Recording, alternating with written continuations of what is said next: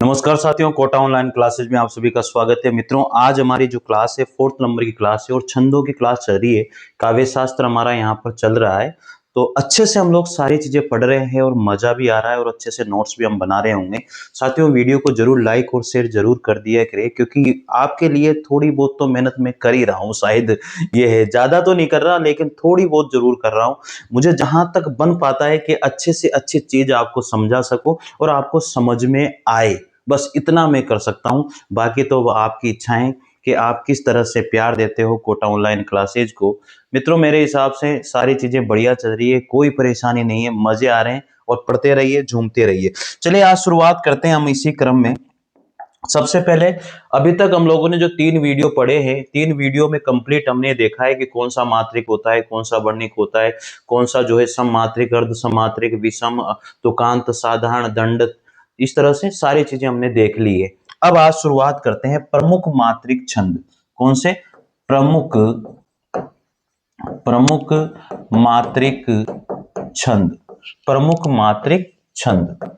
अब यहां से पूरी प्रॉपर क्लासेस शुरू हो जाती है। मैं आपको बहुत सारे छंद पढ़ाने वाला हूं, लेकिन अभी जो टारगेट है वो है अपना RPSC first grade, second grade, PGT, TGT और एलटी ग्रेड का। ठीक है ना? तो ये चीजें बहुत इंपॉर्टेंट है और आप यहां से एक भी क्वेश्चन में कह रहा हूं बाहर नहीं जाएगा, ये दावा है मेरा। बस आप उदाहरण तो कितने भी आ सकते हैं, उदाहरण कोई सा भी आ सकता है, हमें मात्राएं लगाना आना चाहिए। हमें उनमें जो उनका लक्षण है वो हमें याद होना चाहिए, और लक्षण जो परफेक्ट जो लिखा देता है वही टीचर सबसे बेस्ट होता है, ये मान के चलना आप। तो आप लिखिए। सबसे पहले यहां पर हम लोग जो छंद पढ़ने वाले हैं वो है अपना चौपाई छंद। कौन सा छंद है? चौपाई छंद है भाई। ठीक है ना? चौपाई चौपाई दोनों अलग अलग है। तो पहला छंद है चौपाई छंद। इसका सबसे पहले हम लोग लिखने वाले हैं यहां पर लक्षण। क्या लिखने वाले हैं? लक्षण लिखने वाले हैं। लक्षण लिखने वाले हैं। देखो लक्षण में सबसे पहले तो मैं ये बता देता हूं, इसमें सबसे पहले एक चीज ध्यान दे लो। पहले लिख देते हैं यहां पर ये कौन सा छंद है, क्या है, सारी चीजें यहां पर लिखना बहुत जरूरी। तो सबसे पहले तो ये एक सममात्रिक छंद है। ठीक है, सममात्रिक छंद है, 15-15 मात्राएं होती है। दूसरी बात ये है एक साधारण भी है। ठीक है ना? इसमें 28 से कम होती है, साधारण मात्रिक छंद भी है। और एक ये आपका तुकांत भी है। ठीक है, इसमें सभी में लास्ट में क्या होती है, ध्वनि जो है या तो सेम होगी या वर्ण सेम होगा। तुकांत भी है और एक मात्रिक छंद तो है ही सही। ठीक है ना? मात्रिक छंद तो ये है। तो यह पहले हम लिख लेते हैं तो हमें पता लग जाता है कि ये क्या है। तो यहां से भी क्वेश्चन बन सकता है, ऐसा नहीं है, क्वेश्चन यहां से भी बन सकता है, इसलिए याद तो सारी चीजें करनी है। तो हम लोग लिखते हैं अब इसका लक्षण क्या है। मेन तो लक्षण याद होना चाहिए। लक्षण मतलब वो परिभाषाएं होती है एक तरह से कि हाँ ये चीजें इसके इसके ये है, तो सारी चीजें वो आपको पता होनी चाहिए। तो नंबर 1 हम यहां पर लिख लेते हैं। सबसे पहली बात तो ये, इस छंद के प्रत्येक चरण में, आप सबको पता है 4 चरण होते हैं, प्रत्येक चरण में 15-15 मात्राएं 15-15 मात्राएं होती हैं। इस छंद के प्रत्येक चरण में कितनी कितनी मात्राएं होती है? 15-15 मात्राएं होती है भाई। तो ये आपको याद रखना ही रखना है, 100% याद रखना पड़ेगा, क्योंकि ऐसा नहीं है। ठीक है। दूसरा इसका, इसी का पॉइंट दूसरा है, चरणों के अंत में, ये चीज सबसे इंपॉर्टेंट है भाई। चरणों के अंत में या चरणों के अंतिम, जो चरणों का अंत होता है उनमें, या चरणों के अंतिम जो शब्द होता है उसमें, तो चरणों के अंत में दो वर्ण क्रमशः, जो 2 वर्ण होते हैं चरणों के अंत में, जो 2 वर्ण होंगे क्रमशः क्या होंगे वो आप लोगों के, एक तो गुरु होगा और एक लघु होगा। इस तरह से याद रखना, गुरु लघु होते हैं। ठीक है भाई, ये सबसे इंपॉर्टेंट बात है। तो पहली बात तो क्या हो गई, इस छंद के प्रत्येक जो चरण होता है, इस छंद का जो प्रत्येक चरण है उसमें कितनी मात्राएं होती है? प्रत्येक चरण में 15-15 मात्राएं होती है। और चरण के अंत में जो है ना, 2 वर्ण जो होंगे वो क्रम से क्या होंगे, आपके गुरु और लघु होंगे। ये इंपॉर्टेंट बात है, इसके लक्षण की जो आपको ध्यान रखनी है। अब हम लोग इसके लक्षण पे आ जाते हैं। इसका लक्षण देख लेते हैं यहां पर। ठीक है ना? इसका लक्षण देखो सबसे पहले। अब लक्षण तो हो गया, उदाहरण देखते हैं। उदाहरण में सबसे इंपॉर्टेंट बात जो है वो आपको वही याद रखनी है कि इसके अंतिम अंतिम जो चरण का जो अंतिम जो वर्ण होता है या अंतिम जो दो वर्ण होते हैं उसमें गुरु और लघु आता है। बाकी तो 15-15 मात्राएं होती है, प्रत्येक चरण में 15-15 मात्राएं होती है। 15-15 मात्राएं होना मतलब वो चौपाई छंद है, बस 15 मात्राएं और में भी होती है, लेकिन ऐसा नहीं है। आपको चरणों जो इसका जो लक्षण है ना वो इंपोर्टेंट है, वही आपको ध्यान रखना है। ठीक है, इसका उदाहरण यहां पर देख लेते हैं।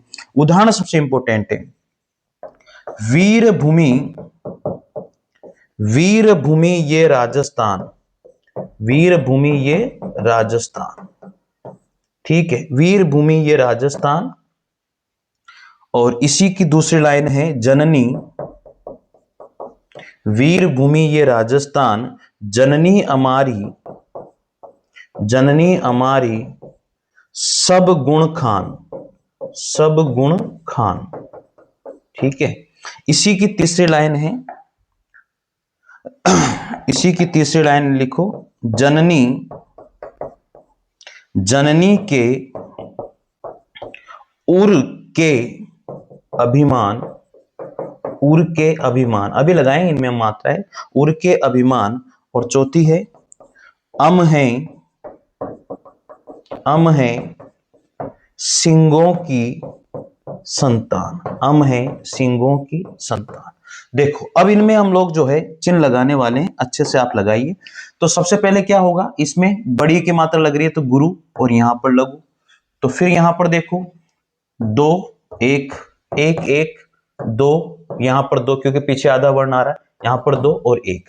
अब हमें क्या होना चाहिए, तो अंतिम दो, अंतिम जो लास्ट वाले वर्ण है उसमें क्या होना चाहिए, गुरु और लघु होना चाहिए। तो ये अपने पास आ गया भाई, ये गुरु और लघु अपने पास आ गया, लास्ट में आ गया ना। अब मात्रा भी गिन लो, तो 2 3 4 5 6 7 8 9 10 11 12 13 14 15 हो गई 15 मात्रा है। एक में लगा के देख लो, बाकी में क्या दिक्कत है, हमें कोई परेशानी नहीं है, लेकिन मैं पहले में तो लगा ही देता हूं आपको। ठीक है ना, एक एक एक एक एक, सॉरी दो दो, एक एक एक एक दो एक।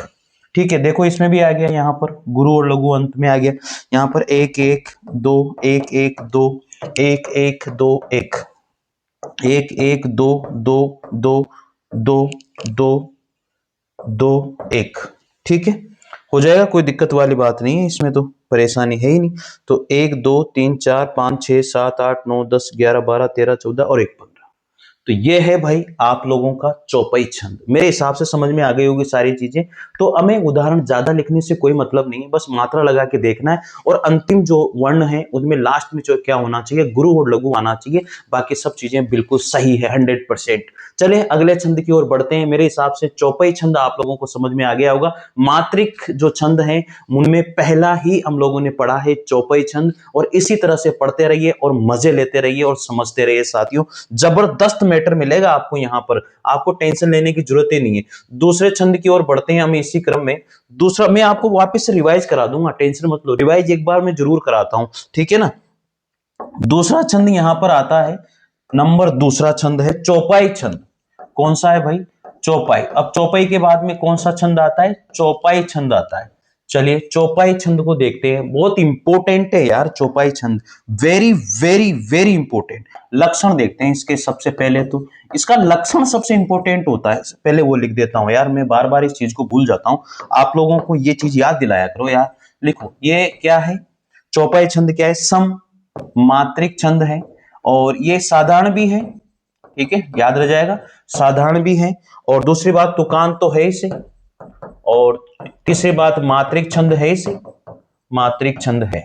याद हो जाएगा ना, कोई दिक्कत वाली बात नहीं। चलिए अब लिखते हैं इसका लक्षण। ठीक है, अब इसका लक्षण लिखो, पहला पॉइंट लिखते हैं यहां पर। पहला पॉइंट लिखो, इसके प्रत्येक चरण में 16 मात्राएं होती हैं। इसके प्रत्येक चरण में 16 मात्राएं होती हैं, 16 मात्राएं होती हैं। इसके प्रत्येक चरण में कितनी कितनी मात्राएं होती हैं, 16 मात्राएं होती है। याद हो जाएगा। अगला, अब अगला इसका पॉइंट है भाई, दूसरा पॉइंट आता है इसका, ये पहला पॉइंट याद रखना, प्रत्येक चरण में कितनी कितनी मात्राएं होती हैं, 16-16 मात्राएं होती है। सबसे इंपॉर्टेंट बात ये, चौपाई छंद में 15-15 मात्राएं होती है। अंतिम जो वर्ण होते हैं उसमें गुरु और लघु होता है। ये चौपाई छंद की बात हो गई। अब यहां पर हम क्या करेंगे, इसके प्रत्येक चरण में चौपाई छंद में क्या होती है, 16-16 मात्राएं होती है, याद हो जाएगा। अब आगे दूसरा पॉइंट लिखो, तुक प्रथम और द्वितीय। जो तुक है ना, तुकांत भी है ना, तो जो तुक है वो प्रथम तथा द्वितीय, प्रथम तथा द्वितीय और तृतीय तथा चतुर्थ, तृतीय तथा चतुर्थ, चतुर्थ चरणों में मिलती है। तुक कहां मिलती है, चतुर्थ चरणों में मिलती है। या तो पहले में और दूसरे में मिलेगी, या फिर तीसरे में या चौथे में मिलेगी। ऐसा नहीं है कि पहले और तीसरे में मिलेगी, ऐसा नहीं होगा, पहले दूसरे में और तीसरे चौथे में। तो ये तो अच्छी बात है, क्रम से मिल रही है ना, पहले दूसरे में फिर चौथे और तीसरे चौथे में मिल रही है तुक। ठीक है, यहां तक ये भी बात आपको याद रखनी है। तीसरा पॉइंट इसी का आ जाता है, चरणों के आरंभ में भैया याद रखना जगण। चरणों के आरंभ में जो है ना जगण नहीं होना चाहिए। इस तरह से लगाते हैं ना इसके चिन्ह, जगण, ए माता राज भा न ज, ठीक है ना, याद रखना, ए माता राज भा न सलगा, ए माता राजभान सलगा, राज भान, तो जभान, जभान में इस तरह से आएगा, जभान हो जाएगा। तो ये जगण का प्रयोग नहीं होना चाहिए, जगण का प्रयोग नहीं होना चाहिए, नहीं होना चाहिए, याद हो जाएगा, इसका प्रयोग नहीं होना चाहिए। ये सबसे इंपॉर्टेंट बात है इसी की, इसको याद रखना भाई, इसका प्रयोग नहीं होना चाहिए। अब इसी का चौथा पॉइंट आ जाता है भैया लक्षण में। अभी चौपाई छंद वेरी इंपॉर्टेंट है और ये आता है, बहुत सी बार आता है, इसका ध्यान रखना भाई, ठीक है ना। लिखो, चरणों के अंतिम दो वर्ण जो है साथियों, या तो गुरु गुरु होंगे या फिर लघु लघु होते हैं। याद रखना इस बात को, या तो गुरु गुरु होंगे या लघु लघु होते। तो अब यहां पर सबसे इंपॉर्टेंट बात चौपाई छंद की, ये देख लो, इसको एक बार अच्छे से समझ लो। चौपाई छंद है, चौपाई छंद हमने देख लिया कंप्लीट। अब यहां पर चौपाई छंद है भाई, देखो कंप्लीट, देखो अच्छे से देखो, ये सम मात्रिक छंद है, साधारण मात्रिक छंद है, और तुकांत भी और मात्रिक छंद भी। ये तो सिंपल बात आपको ध्यान रखनी है। अब इसका लक्षण क्या कहता है, इसके प्रत्येक चरण में 16-16 मात्राएं होती है। पहली बात तो ये याद रखनी है कि इसके प्रत्येक चरण में कितनी मात्राएं होती है, 16-16 मात्राएं होती है, तो याद रखनी। और तुक जो है ना, पहले और दूसरे में और तीसरे और चौथे में होती है। इसमें दो तुक होती है, समान वर्ण या समान ध्वनि का आना। इसके बाद में तीसरा पॉइंट है, चरणों के आरंभ में जो है ना जगण का प्रयोग नहीं होना चाहिए। अगर जगण का प्रयोग हो गया ना तो फिर वो गलत है, इसलिए जगण का प्रयोग नहीं होना चाहिए ना, कि गुरु लघु गुरु का प्रयोग, लघु गुरु और लघु का प्रयोग नहीं होना चाहिए। इसके बाद में चौथा पॉइंट है, चरणों के अंतिम दो वर्ण या तो गुरु गुरु होंगे या लघु लघु होंगे। ठीक है, अब यहां पर देख लेते हैं इसका उदाहरण। एक बहुत इंपॉर्टेंट उदाहरण हम यहां पर देखने वाले हैं। चलिए उदाहरण देखिए। उदाहरण से ही समझ में आती है सारी चीजें, ठीक है ना भैया। ऐसा नहीं है, मैं पहले जो है ना मेहनत करता हूं, ये देखो पहले मेहनत करता हूं, उसके बाद में आप लोगों को लिखवाता हूं कि कितना अच्छा मैं आप लोगों को मैटर दे सकता हूं। ये पहले पूरी कोशिश करता हूं, उसके बाद में आप लोगों तक पहुंचता हूं। ऐसे नहीं है कि उठ के आ गया और आपको समझा दिया, अब नहीं भैया, ऐसे नहीं करना, क्योंकि आपकी जिंदगी का सवाल है। और ध्यान से पढ़िए और मस्त रहिए, पर स्वस्थ रहिए। साथियों, अगर आपने चैनल को सब्सक्राइब नहीं किया तो कर लीजिए। मैं फिर बता रहा हूं, मत भटके इधर उधर कहीं पर भी, आपको यही बेस्ट मैटर मिलने वाला है। चलिए उदाहरण देखते हैं इसका। सुनी जननी सोए सुत बड़ भागी। सुनी जननी सोए सुत बड़ भागी, बड़ भागी। सुनी जननी सोए सुत बड़ भागी। और इसके अगली लाइन है, जो पितु मातु वचन अनुरागी। अभी लगाएंगे हम इसमें मात्राएं, जो पितु मातु वचन अनुरागी। और अगली लाइन है, तनये मातु पितु तोखनहारा, तोखनहारा, तनये मातु पितु तोखनहारा, और दुर्लभ, दुर्लभ जननी, दुर्लभ जननी सकल संसारा, सकल संसारा। ठीक है। अब इसमें हमने सबसे मुख्य बात ये देखी थी कि लास्ट में जो चरण है उसके लास्ट में या तो गुरु गुरु आएगा या लघु लघु आएगा। चौपाई छंद की हम लोग ये बात देख रहे थे, तो हम लोग यहाँ पर अगर लास्ट में भी लगा के देख लें एक बार तो मजा आ जाएगा यार। चलो लगा लेते हैं। यहाँ पर गुरु, यहाँ पर गुरु, यहाँ पर गुरु, यहाँ पर गुरु, यहाँ पर गुरु, यहाँ पर गुरु, यहाँ पर गुरु। इसका मतलब ये तो हमें पता लग गया कि यार इसमें चौपाई छंद है क्योंकि लास्ट में गुरु गुरु आ रहा है, तो ये तो कंफर्म हो गया। लेकिन अब कंफर्म थोड़ा सा और कर लेते हैं यार। कंफर्म करने का मतलब है इसमें मात्राएं लगा लेते हैं, तो चले लगाते हैं मात्राएं, है ना। लगाओ मात्रा। तो यहां पर क्या आएगी? एक एक एक एक एक, ठीक है। यहां पर दो एक एक एक, यहां पर एक एक, और यहां पर दो दो हो गया। अब मात्राएं गिन लो भाई। 1 2 3 4 5 6 7 8 9 10 11 12 13 14 15 16। मैंने आपको यह बताया था कि चौपाई जो छंद है उसमें 16 मात्राएं होती है। कितनी कितनी मात्राएं होती है? 16 मात्राएं होती है। और लास्ट में क्या आना चाहिए? या तो गुरु गुरु आना चाहिए या लघु लघु आना चाहिए। और एक पॉइंट आप लोग इसको जरूर नोट कर लेना कि चरणों के आरंभ में जगण का प्रयोग नहीं होना चाहिए, यानी कि लघु गुरु लघु का प्रयोग नहीं होना चाहिए। यही तो हम देख रहे हैं यहां पर। देखो यहां पर लघु गुरु लघु का प्रयोग हो रहा है कि नहीं हो रहा है? इसका मतलब यहां तो नगण का प्रयोग हो रहा है। तो फिर तो ये हमारा जो दोहा है, जो भी अपना उदाहरण है, वो एकदम परफेक्ट है। इसमें कोई संशय वाली बात नहीं है मेरे भाई। अब यहां पर भी लगा ले। मैं जो अवग्र का चिन्ह बनाते हैं उसको 2 मात्राएं गिनते हैं और एक डंडा का मतलब एक ही गिनते हैं। तो 2 1 1 2 1 1 1 1 1 1 हो गया। ठीक है। 1 1 1 2 1 1 1, यहां पर 2 1 1, ठीक है। यहां पर 1 1 1 1 1 1 1 1 1, यहां पर 2 अनुस्वार में 2 मात्राएं आती है। अब हो गया। गिन लो सभी में, वही 16 मात्राएं हो जाएगी। सभी में कितनी कितनी मात्राएं होती है? 16 मात्राएं होती है। यानी कि चौपाई में कितनी मात्राएं होती है? 16 मात्राएं होती है। और आपको सारे लक्षण उदाहरण मैंने आपको लिखा दिए साथियों। बेस्ट तरीके से आप लोगों को मैं करवाने की कोशिश करता हूं। और एक उजाड़ नहीं भैया, पढ़ लो ढंग से, ठीक है ना। पढ़ाई कर लिया करो, यही सबसे इंपॉर्टेंट बात है। और पढ़ने से ही सारे मनोकामनाएं पूरी हो जाती है। कहीं भटकने की जरूरत नहीं है यार, यहीं रुको, इधर उधर मत भटको। मैं लिखा रहा हूँ, समझा रहा हूँ, पढ़ा रहा हूँ, फिर क्या चाहिए यार आप लोगों को। चले आगे बढ़ते हैं इसी क्रम में। तो लिख लेना इसको, वीडियो को स्पीड से भी देख सकते हो आप, कोई परेशानी नहीं है। सारी व्यवस्था है भैया, यूट्यूब वाले ने सारी व्यवस्था दे रखी है अपने को, है ना। चलिए अगला देखते हैं हम। यहाँ पर तोमर छंद, तोमर छंद हमारे नहीं है, तो तोमर छंद नहीं है तो हम लोग इसको लास्ट में देखेंगे जो भी है। अभी हम लोग पहले यहाँ पर दोहा छंद देख लेते हैं। तोमर छंद नहीं है ना, दोहा छंद देखते हैं। तो तीसरे नंबर पर आता है अपना यहाँ पर दोहा छंद। कौन सा छंद है? दोहा छंद है। तो दोहे छंद का सबसे पहले लिख लो। इंपॉर्टेंट बात यहां पर जो हमें लिखनी होती है, अर्ध सममात्रिक छंद है या नहीं है? बताओ। दोहा छंद अर्ध सममात्रिक छंद है। हाँ सर, बिल्कुल 100% लिख लेते हैं यहां पर। अर्ध सम मात्रिक छंद है, अर्ध सम मात्रिक छंद है भैया ये। ठीक है, ये तो बात इसकी है इससे क्लियर। सर ये साधारण भी है, ये क्या है? एक साधारण भी है। साधारण क्यों है? 28 से कम होती है, साधारण छंद भी है। दूसरी बात इसमें तुकांत भी है भाई, तुकांत तो है ही सही, और मात्रिक तो ये है ही सही, मात्रिक छंद तो ये है ही सही। ठीक है ना, इसमें कोई दोहराई वाली बात नहीं है। ये अच्छे से आप लोगों को कर लेना है। अब साफ इसके लक्षण लिखेंगे। सर इसके लक्षण लिख लो। सबसे इंपॉर्टेंट तो लक्षण ही होते हैं ना, लक्षण से तो चीजें समझ में आती है। तो चलो यहाँ पर पहला पॉइंट इसके लक्षण का हम लोग देख लेते हैं यहाँ पर। तो पहला पॉइंट क्या है? इसके विषम चरणों में 13, इसके विषम चरणों में, इसके विषम चरणों में कितनी?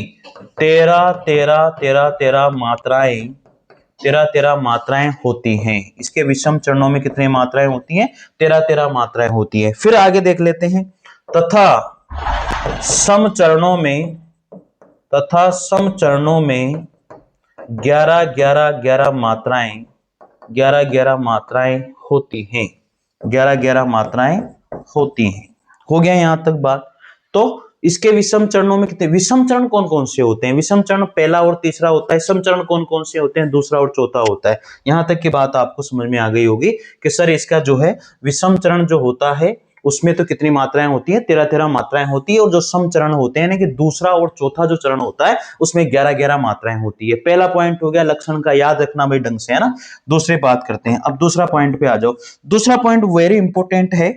तुक जो है सम चरणों, तुक जो है ना वो सम चरणों के अंत में मिलती है। सम चरणों के अंत में मिलती है मेरे भाई, लिख लेना, सम चरणों के अंत में मिलती है। जो तुक है ना वो सम चरणों, या तो समान ध्वनि होगी या समान वर्ण होगा, उसको तुक कहते हैं। लेकिन ये सम चरणों में मिलेगी, ये यानी कि दूसरे और चौथे चरण में भी मिलती है। इसका तीसरा पॉइंट देख ले मेरे भाई, सम चरणों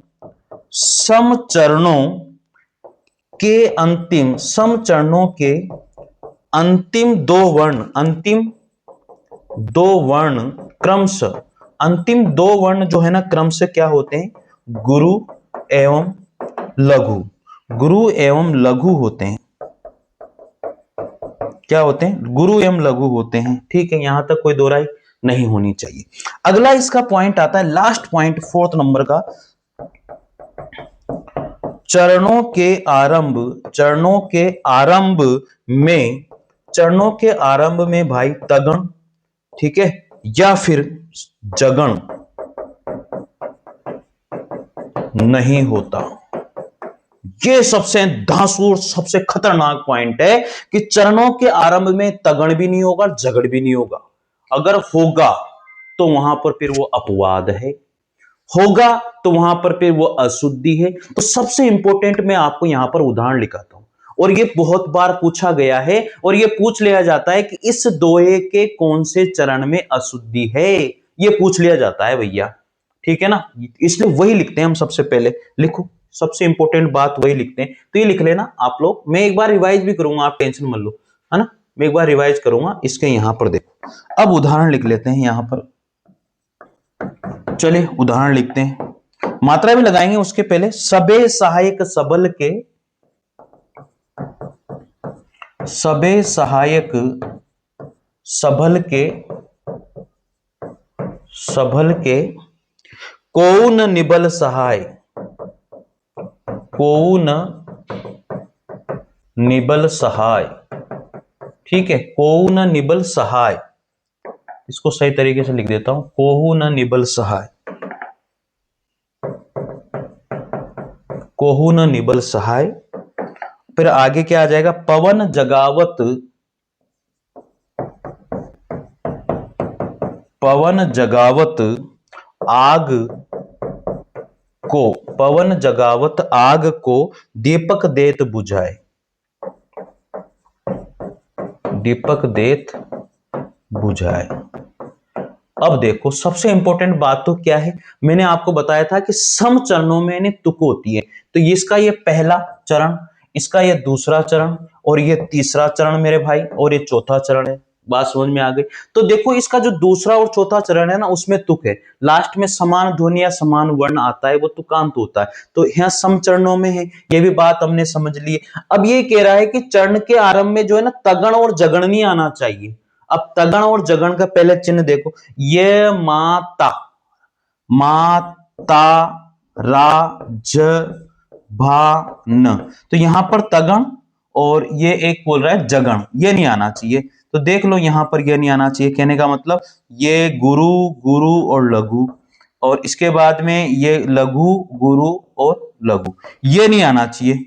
कब नहीं आना चाहिए? चरण के आरंभ में नहीं आना चाहिए। लेकिन इसमें तो है, इसमें तो संकट है, संकट के बादल इसमें है भैया रे, इसमें संकट के बादल है। लगाओ, यहां पर क्या आ रहा है? लघु, और ये गुरु, और ये लघु। इसमें तो भैया जगण आ गया, जगण आ गया, तो इसका मतलब ये अपवाद है। और भैया इसमें अशुद्धि है, चरण के आरंभ में ही अशुद्धि है, और मात्राएं भी 16-16 हो रही है। हाँ, संकट वाली बात। अब मात्राएं भी 16-16 नहीं, इसमें 13-13 होती ना पहले में, 13-13 और 11-11। देखो यहां पर एक, पहले मात्रा लगा लेते हैं, फिर यहां पर दो, यहां पर एक, फिर यहां पर एक, फिर यहां पर एक, फिर यहां पर एक, फिर यहां पर एक, यहां पर दो। गिनो, 1 3 4 5 6 7 8 9 10 11 12, 13 होने चाहिए।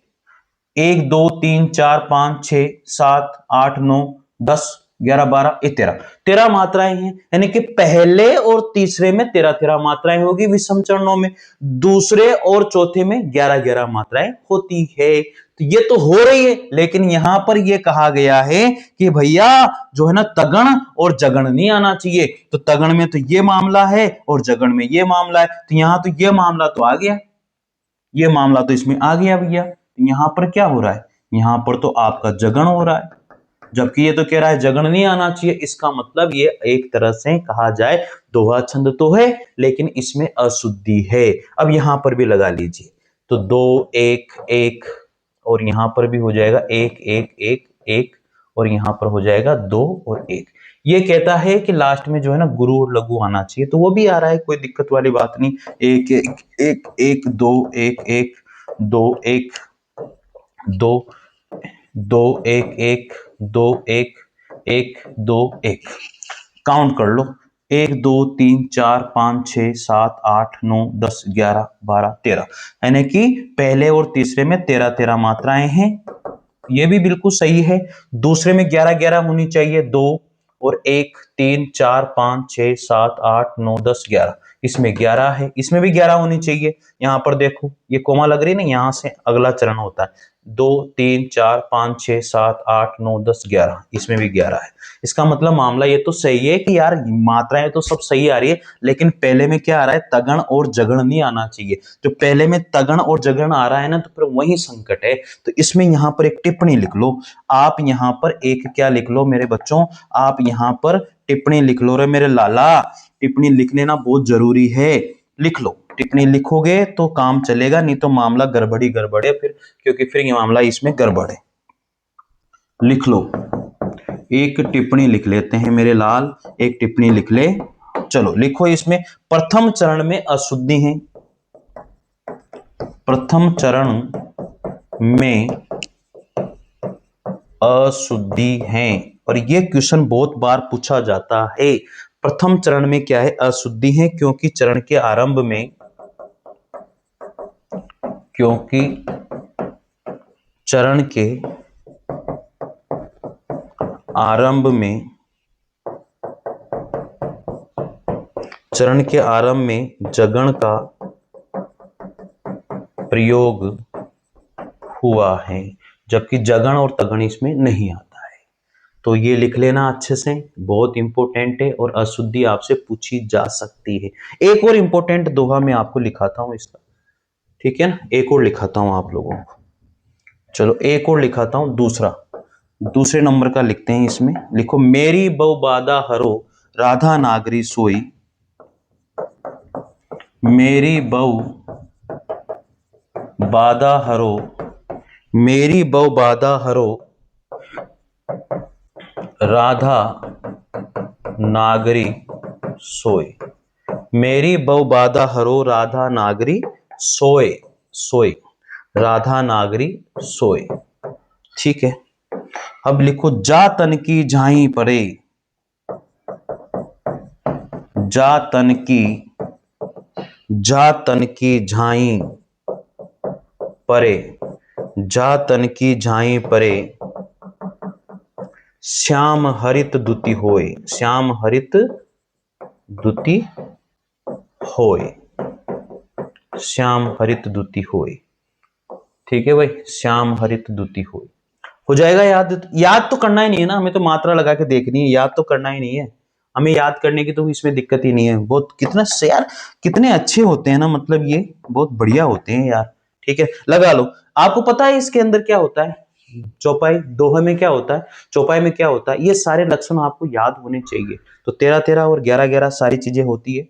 तो इसमें मात्रा लगा के देखो, सबसे पहले 2 2 और 1, 2 2 1 1, और यहां पर भी क्या होगा, 2 2 1 2, यहां पर 2 2 2 1 1 2 1, यहां पर भी लगाओ 2 1 1 2 2 2 1 2, यहां पर तो 2 लगेगी नहीं, यहां तो 1 1 1 1 1 1, और यहां पर 2 और 1।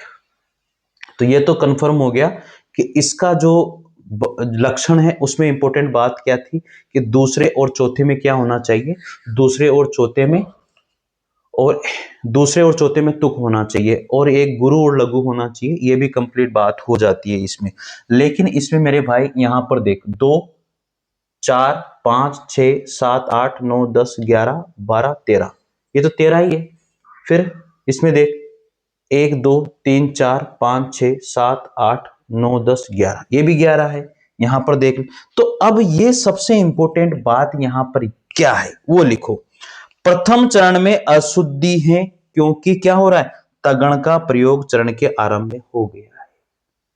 देखो तगण का प्रयोग हो रहा है कि ए माता राज भान, ये माता राज, अब इसमें क्या होता है, ये लो तगण का प्रयोग हो रहा है, जबकि तगण और जगण का प्रयोग होना ही नहीं चाहिए भाई।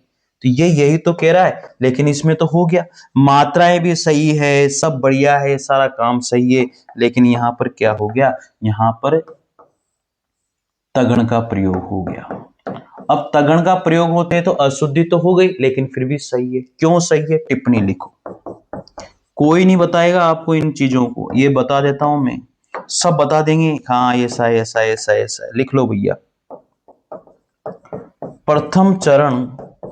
प्रथम चरण में अशुद्धि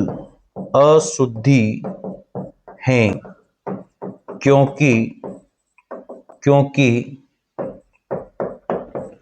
चरण के आरंभ में तगण का प्रयोग हो रहा है, जबकि वो होना नहीं चाहिए था। अब लिख लो सेकंड नंबर की बात लिखो। कुछ विद्वानों का मानना है कि मंगलाचरण में राधा का उल्लेख होने से यह दोष दूर हो जाता है। यह दोष क्या हो जाता है, दूर हो जाता है। सबसे इंपॉर्टेंट बात ये थी, मैंने आपको बता दिया। सबसे पहले तगण और जगण का प्रयोग नहीं होना चाहिए, लेकिन हो रहा है, फिर भी ये सही है। क्यों है, क्योंकि इसमें मंगलाचरण हो रहा है और राधा की बात हो रही। मेरी बहु बाधा हरो राधा नागरी सोई, हे राधा नागरी मेरी बाधा को आप क्या करो, हे चतुर राधा मेरी बाधा को क्या कर लो, हर लो। जा तन की झाए परे श्याम हरिद्युति हुए, अगर मतलब आपके तन की परछाई भी अगर पड़ जाती है ना, तो उसका काला रंग भी क्या हो जाता है, हरा हो जाता है, अर्थात प्रसन्नता उसके अंदर पैदा हो जाती है। तो प्रथम चरण में अशुद्धि है क्योंकि चरण के आरंभ में तगण और जगण नहीं आना चाहिए, लेकिन तगण आ रहा है, फिर भी ये शुद्ध है। क्यों है, क्योंकि कुछ विद्वानों का मानना है कि राधा का मंगलाचरण हो रहा है, इसमें मंगलाचरण की बात हो रही है, इसलिए ये सही है भाई। तो ठीक है, ये बात समझ में आ गई। बाकी तो 13 और 11 11 होती है, यानी कि विषम चरणों में 13 13 और सम चरणों में 11 11 मात्राएं होती है। मैंने लगा के भी आप लोगों को बता दी है। तो ये था हमारा सबसे इंपॉर्टेंट छंद, और वो दोहा छंद था। ठीक है ना भाई, याद हो जाएगा, कोई दिक्कत वाली बात नहीं है। और अब अगला छंद आता है, वो हमारा है सोरठा छंद। ठीक है, जिसको हम लोग पढ़ेंगे अगली क्लास में। ठीक है ना, बने रहिए, आज वो अगली क्लास भी हो जाएगी, कोई टेंशन वाली बात नहीं है ना।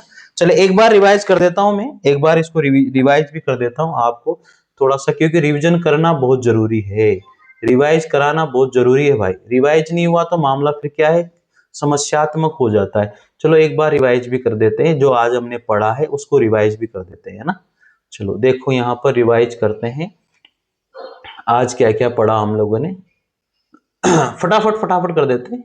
चौपाई प्रमुख मात्रिक छंद हम लोग कर रहे थे। प्रमुख मात्रिक छंद में हम लोगों ने चौपाई छंद को देखा, ये सम और साधारण तुकांत मात्रिक छंद है। इसका लक्षण हम लोग देख रहे थे। इसका पहला पॉइंट है, इस छंद के प्रत्येक चरण में 15-15 मात्राएं होती है। चरणों के अंत में 2 वर्ण होते हैं, क्रमशः गुरु और लघु होते हैं। ये पहला हमने उसका उदाहरण देखा, वीर भूमि ये राजस्थान। देखो इसमें लास्ट में गुरु और लघु है, बस। और मात्राएं गिनोगे तो 15-15 मात्राएं हैं सभी के अंदर। उसके बाद में दूसरा आता है चौपाई छंद। चौपाई छंद भी सम मात्रिक छंद में साधारण, तुकांत और मात्रिक है। इसके प्रत्येक चरण में 16-16 मात्राएं होती है और जो तुक होती है प्रथम, द्वितीय में और तृतीय और चतुर्थ में होती है। चरणों के आरंभ में जो है ना जगण का प्रयोग नहीं होना चाहिए, ये बात का ध्यान रखें। और चरणों के जो अंतिम 2 वर्ण होते हैं या तो गुरु गुरु होंगे या लघु लघु होंगे, ये सबसे इंपॉर्टेंट बात है। चलिए इसका उदाहरण हम लोग, सुनी जननी सोए सुत बड़ भागी, 16-16 मात्राएं हो गई और इसमें वो भी नहीं हो रहा है सारे, और लास्ट में गुरु गुरु भी आ रहा है, तो हो गया ये भी हमारा काम। जो पितु मातु वचन अनुरागी तन, तन ये मातु पितु तोखन हारा, दुर्लभ जननी सकल संसारा। इसके बाद में हमने पढ़ा तीसरा दोहा छंद। दोहा जो है वो दोहा छंद है, अर्ध सम मात्रिक छंद है, ये याद रखना, साधारण भी, तुकांत भी, मात्रिक है। इसका लक्षण सबसे इंपॉर्टेंट है भाई, इसका लक्षण है इसके विषम चरणों में 13-13 मात्राएं होती है और तथा सम चरणों में 11-11 मात्राएं होती है। इसके बाद में जो तुक जो है वो सम चरणों के अंत में मिलती है। तीसरा पॉइंट था सम चरणों के अंतिम 2 वर्ण क्रम से गुरु और लघु होते हैं, लेकिन सम चरणों में होते हैं, इस बात का आप लोगों को ध्यान देना है। अब यहां पर सबसे इंपॉर्टेंट बात यह थी कि दोहा मैंने इसलिए लिखाया था आपको कि इसमें अशुद्धि थी, और आपसे एक क्वेश्चन पूछा जाता है कि बताइए कौन से चरण में अशुद्धि है, तो यहाँ पर जगण और तगण नहीं आना चाहिए, जगण और तगण नहीं आना चाहिए, लेकिन यहाँ पर क्या आ रहा था, जगण आ रहा था। तो पहले चरण में क्या थी, अशुद्धि है, यानी कि चरण के आरंभ में तगण और जगण नहीं आना चाहिए, लेकिन आ रहा है, और दोहा भी है, मात्राएं भी सही है, सब बढ़िया है, लेकिन फिर भी आ रहा है, तो ये अशुद्ध था।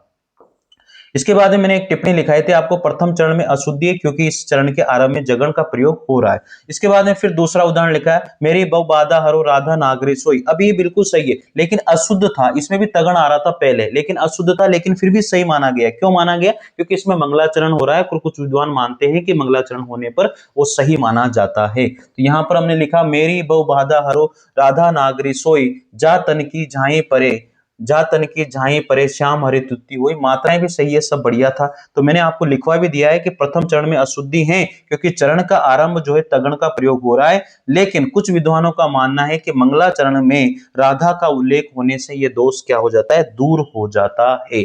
तो आज हमने जो पढ़ा है वो मैंने आपको बता दिया है, सबसे इंपॉर्टेंट बात थी। अगली क्लास में हम लोग लेके आएंगे अगले दोहे को, जो भी आपके होगा, ठीक है। अभी मात्रिक छंद ही चल रहे हैं और अगली क्लास में इनको पूरा करा देंगे, ठीक है। जय हिंद, जय भारत, मिलते रहिए और स्वस्थ रहिए, पढ़ते रहिए, ध्यान रखिए। और मित्रों एक बात जरूर बता देता हूं, लाइक और शेयर करना नहीं भूलिए, ठीक है। चैनल को जरूर सब्सक्राइब कर लीजिएगा। थैंक यू, धन्यवाद।